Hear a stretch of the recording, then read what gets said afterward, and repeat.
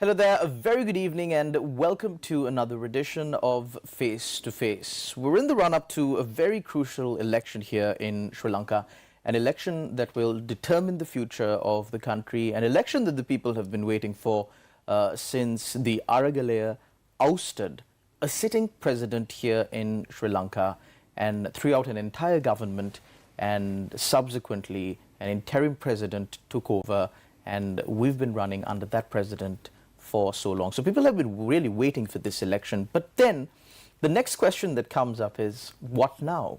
Who do we vote for? Who do we select as our next leader? To discuss these matters and much more, we've got, of course, with us a seasoned politician, President's Council Maithri Gunaratne. He is the General Secretary of the United National Freedom Front.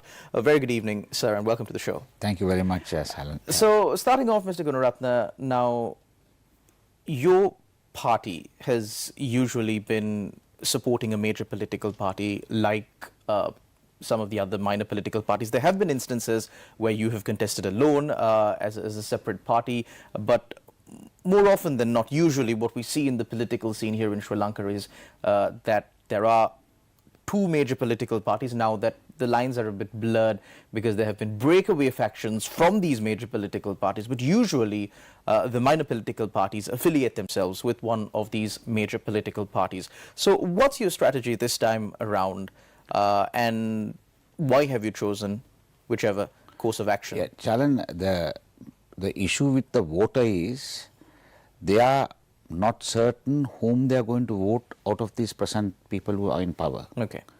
Whether it is the UNP, the SJB or the NPP. So you're forgetting one party, the SLPP. The SLPP is now with the UNP. They are almost they are merging together. In fact, you would have seen today there were so many people who, including Mr. Dinesh Gunaratne, the Prime Minister, has joined the UNP. So, but not officially though. Yes, rumors. It was a message which I got on my phone. So I think the present lot in Parliament, the same wine in different bottles. You know, they are just moving from one place to the other. That is certainly not an option for the voter. And if you remember, as you spoke about the Aragalaya, the Aragalaya's cry was for all 225 must go. So that cry, I think, still persists with the people. And they want the absolute change in the system. And as a result of that, I mean, you ask 10 people at a gathering, whom are you going to vote for at the next election? I would say 6 to 7 would say they don't know whom they are going to vote for. So that's a very pathetic situation to be in, for the simple reason they have to choose from a bad lot. So we are working hard. We have formed an organization called the Ekarupi Samuhaya, or in English it's called the Consortium of Like-Minded People, and in Tamil it is called Oromanasa Samuham, where like-minded people, there are a lot of like-minded people who want this change. They're talking in small groups, but there is no unity, there is no getting together. So what we are trying to do is we are trying to get all these groups together and see whether we can come to an alliance, come to an agreement where we can contest these future elections. Because we propose that we will be able to make the change, because for the simple reason, most of these like-minded people are not professional politicians. Okay. But they have come to talk politics because the present political system has failed this country. And most of them have not taken leaving Sri Lanka as an option. So they want to stay within Sri Lanka, and they want to see how you can change this system. So the biggest problem we are having is talking to them, is that getting them to contest. I mean, because of this cost and the under the PR system, that is a huge negative factor for them to come into politics. They want to get involved. They want to do the criteria, the policy, all that. But my my take is you need to get good people to come and contest. If good people do not come to politics, you cannot complain. And politics is not at a bar or at a restaurant or when you're having a drink as to how you're going to run the country. You need to come and soil your hands. And once you do that, and you have good people coming into politics, you can definitely change this system. So that is our cry, that is our ambition, to get these people together so that we can make this a better place. I mean, Chalan, I don't need to do politics. But why I'm in this is there is something in me, something telling me, no, you all must make this change, you all must make this change. So there are many people like that. So we need to get all these people together and endeavor, at least to satisfy our conscience, that we have made a serious attempt to change this country to be a better place. Because, Chalan, we are only second to a country like Switzerland, with our natural resources, with our talent, with all this. Unfortunately, for 76 years, we have had bad leadership, no vision, and that is the one which has ruined us. So we need to reawaken and see that we can make this change. So, Mr. Gunaratne, now, the election that is coming, the presidential election now, is extremely crucial because Sri Lanka as a country has hit rock bottom, and whether or not we come out of this rut will depend on how the people vote at this election, who they vote for at this election, and how the leader they choose at this election will function after that person is elected into power and the government is formed subsequently. So, speaking about the election that is coming up right now, yes, what are your plans? Well, still there is speculation whether it is a parliamentary election or a presidential election. You believe there is still room for a parliamentary election to be held? I think yes. The president had put out a statement and informed the Elections Commission that elections can only be held after the agreements concerning the IMF are finalized, which will be by the end of July or so. June. I believe intimating to everybody that the presidential election is coming first. Today, speaking at a press conference, parliamentarian Dallas Alahaperuma said that the Elections Commission is bound to announce the election dates and hold the presidential election about 175 days after the end of the Sinhala and Tamil New Year. So, amidst all of this, do you still believe that there is a chance? Because Charan, now the SLPP, their godfather has come back, Mr. Basil Rajapaksa, and they feel but no longer, right? I believe Namal Rajapaksa is now. The Namal Rajapaksa is the national organizer, but he's the theoretician about with regard to their political future. So they feel that if they go in for a parliamentary election right now, since they have quite a large amount of members in parliament, if they go in for a parliamentary election right now, that they will be able to secure more seats than waiting for a presidential election, waiting for someone else to be made president and then going for an election. So, well, they have the potential, because you need a simple majority even in parliament to pass a resolution saying, asking parliament to be dissolved. So, well, that is still an option. That is still an option, and I am made to understand that after the Sinhalese New Year, they are going to take a series of decisions with regard to whether they are going to stay and support Mr. Ranil Wickremesinghe or not. Because as it is, the SLPP has broken into about 3 groups, and so they don't want to further destabilize themselves, and they want to, I suppose, reunite and come into a parliamentary election and still secure a large amount of seats, which will enable them to make the king at the next election and next government, and then thereafter bargain and get whatever the positions they want. So that is a possibility. If that does not come through, then definitely we are going in for a presidential election. By October, I think the 1st of October, the presidential election should be done and dusted with. So coming back to my initial question, what are your plans for the immediate? Let's presume, since on a balance of probabilities, there's more chance that it will be a presidential election. So what are your plans? So for we are also election? endeavoring to look for a candidate for the presidential election. It is an uphill task, but nevertheless, I feel now if you take the 2015 election, President Maithri Sirisena was a new candidate who came and who was able to win. Well, he was technically not a new candidate. He has been in politics for the longest time. He has been in health minister at the time. No, correct. He was a dark horse. Yes. He was a dark horse. So I of course feel in this present condition, there is a lot of scope for someone to touch down on the blind side. And then that's what the people want, because I feel if Mr. Ranil Wickremesinghe is going to still break bread with most of the SLPP members and all that, then that's not going to gain much traction. And I think even the SJB and the NPP they are having their, I mean, NPP say that they are popular, but all these are all relative. And if as a civil society organization, as a group coming completely anew and trying to take the cry of the Aragalaya forward, if all of us can get together and bring someone to the forefront, I think that will be certainly an option. So do you think that whoever you are planning on bringing forward, Yes. who you've not decided yet, would have a real chance at the presidential election?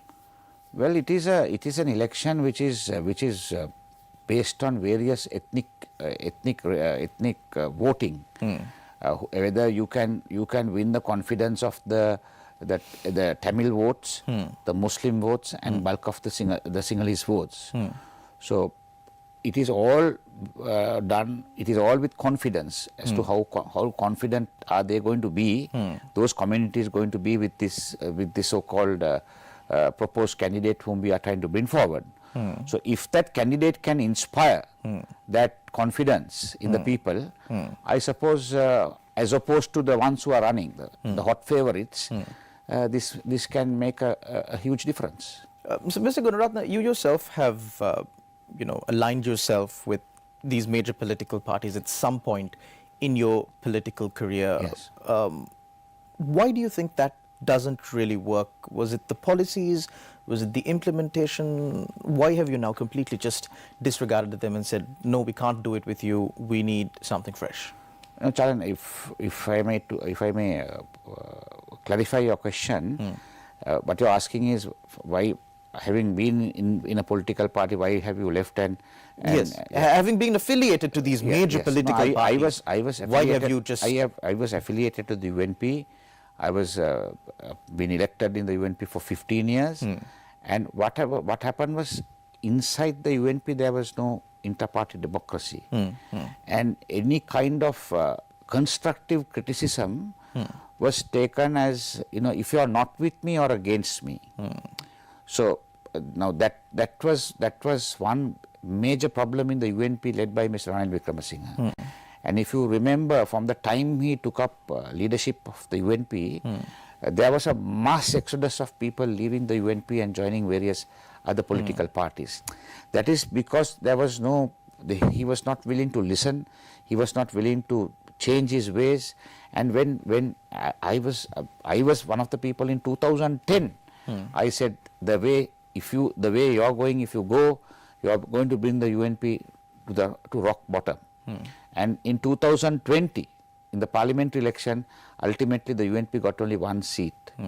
So that those predictions, as young members of the UNP, we saw it coming, and we saw with every election the vote base was reducing, because he failed to attract the right people, give the right people the chance, give them the opportunity to go forward.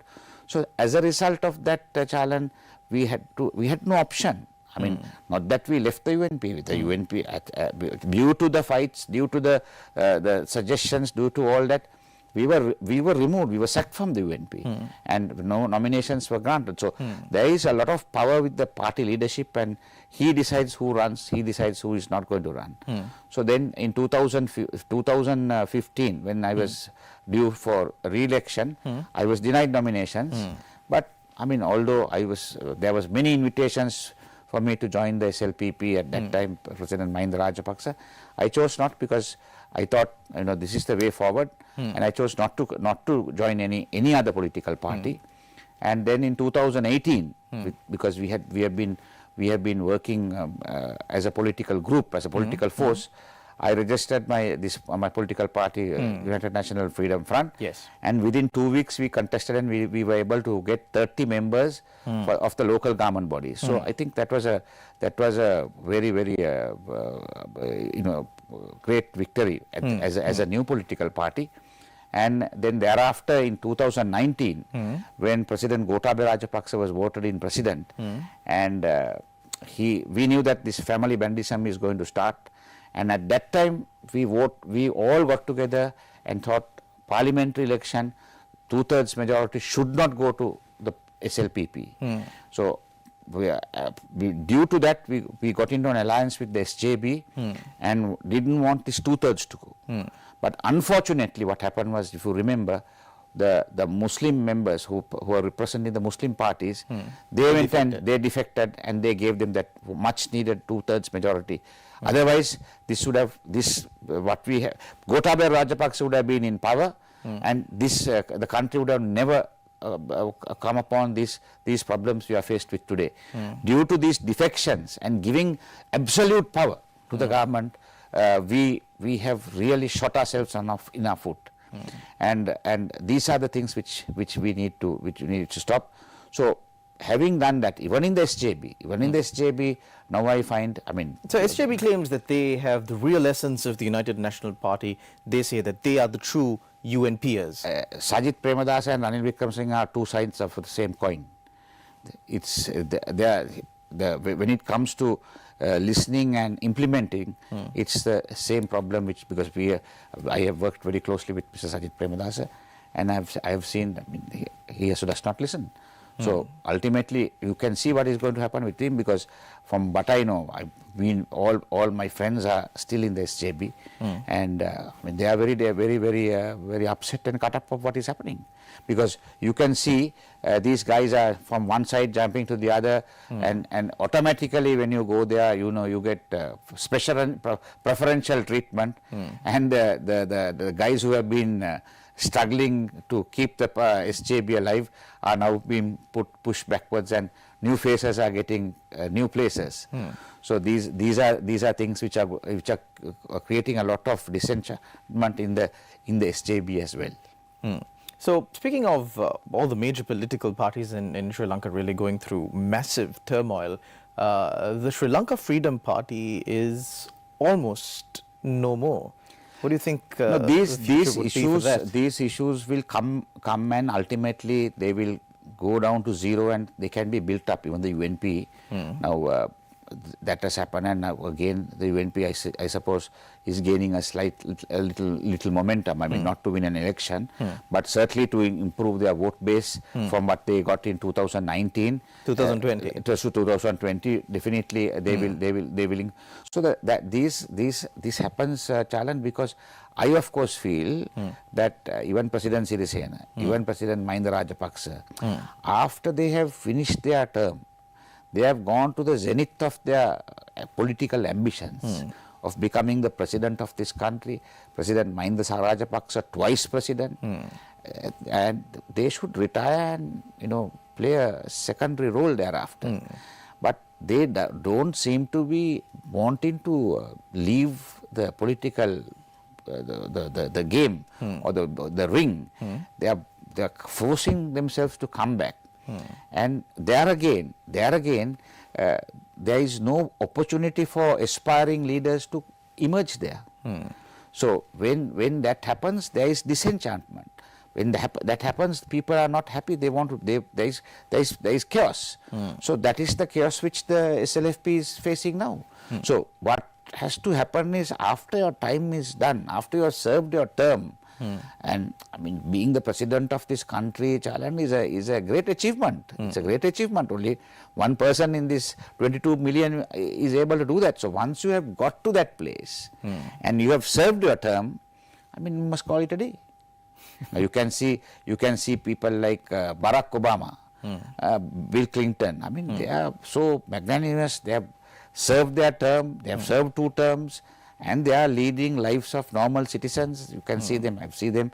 Their children working normal jobs. Normal jobs. You know, so that is the culture we need to bring to this country.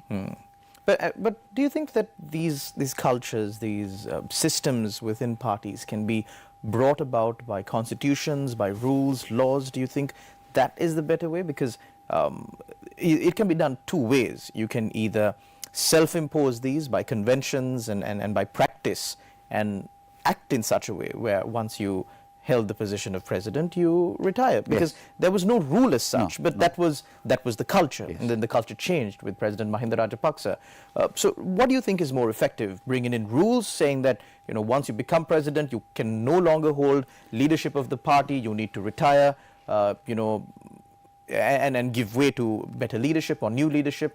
Do you think that is a better way, or, you know, culturally understanding? And one thing is, Jalan, we need to get a better material to come into parliament and hold political office.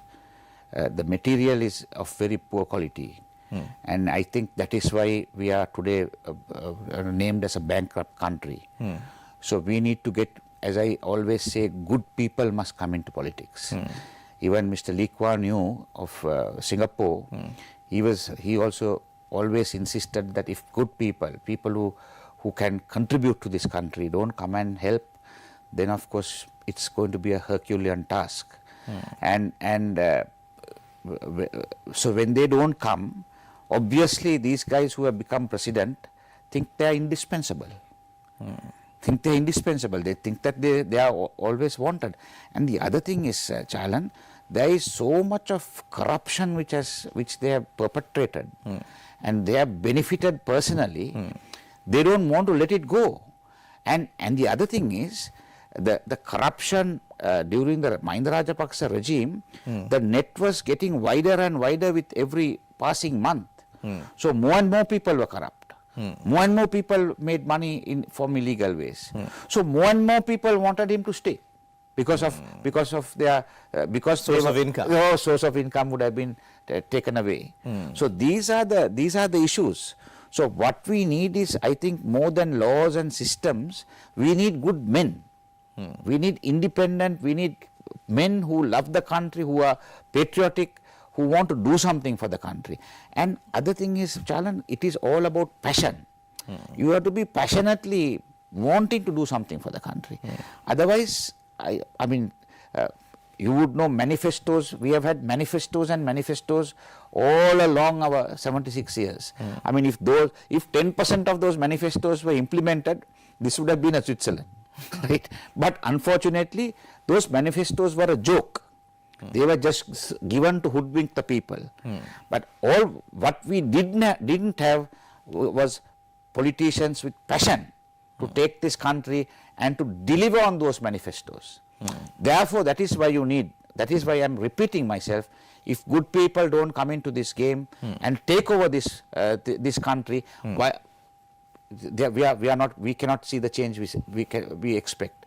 So therefore, what I am saying is, we need to take Project Sri Lanka. All the people who are like-minded, who are thinking that this country should be changed, who can move this country forward, we must get together and take this country, take over the Project Sri Lanka. Take over Project Sri Lanka, and within these 24 years, let us transform this country to a developed country. So, speaking of the most immediate hurdle that we have to get across, you don't see any of the, well, let's say, candidates in the running right now being able to deliver on their promises and maybe, you know, create what you spoke of right now? I honestly don't see. So, zero potential. Well, yes, I would say zero potential. I feel the NPP is having a slight advantage. The NPP is, I of course say it's no proper plan. no proper plan. So if you take and if you speak to 5 of their top guys, they will come out with 5 different stories with regard to how they are going to recover the economy, and it's a long way to go, and how we are going to recover the economy and all that. So I feel that they although they have an advantage, they are having a distinct advantage because they have not held power as per the voter. But they the voter and the supporter do not realize that even they have contributed to this bankruptcy, because if you remember the 89 era, there were so many public like we'll say buses, factories, trains, so many items, state-owned items, billions, running into billions of rupees, which was burnt. And that was a result because they were unable to get themselves elected. So what they said, they went into a guise of revolution, and they thought violence is the way forward. But they now seem to be forgetting about all that, and what they are saying is the UNP and the SLFP, it's in its original form, are the ones who ruined the country. But I would beg to differ from that, because Chalan, whatever said and done, after 77, President Jayajayawardena, Mahabali, the economic, the open economic conditions, all that, they were able to change many things in the country. Then President Mahinda Rajapaksa, during his tenure, he finished the war, all that, and thereafter they started robbing. But the JVP, the only thing they have done is they also have destroyed. Only thing they have done properly was whistleblowing. At the local government level, provincial level, parliamentary level, they were doing a very good job with regard to whistleblowing. Where there was any malpractice, they blew the whistle. But they have never proved themselves in governance. And they are trying to forget the destruction they have caused. So the general public, the voter, must take all these matters into consideration. They can't say, no, we are squeaky clean. All of them have dirt in their hands. So therefore, I think the opportune time, the right time, is for a new force to come forward and take over this country and see that Project Sri Lanka within next 24 years is taken towards a developed nation. Thank you very much, Mr. Maithri Gunaratne, for joining us on our program. Based on what you said, it seems as if there is still no proper candidate who could take forward Sri Lanka, according to your point of view. And given that your alliance has also not put forward a candidate, the people are left with, Hobson's choice. Yeah, the choices. You choose the lesser of two evils, if you will. And that has always been the case when it came to many elections in the past as well. But whatever said or done, you will have to choose, and you will have to choose from someone who is contesting for the election. And we will continue to keep you up to date on everything that's happening, the policies that they put forward, and you finally will be able to make an informed decision as to who should be appointed into this very, very important office that can either make or break Sri Lanka's future. Thank you very much for tuning in to another episode of Face to Face. Until we meet again, take care and God bless.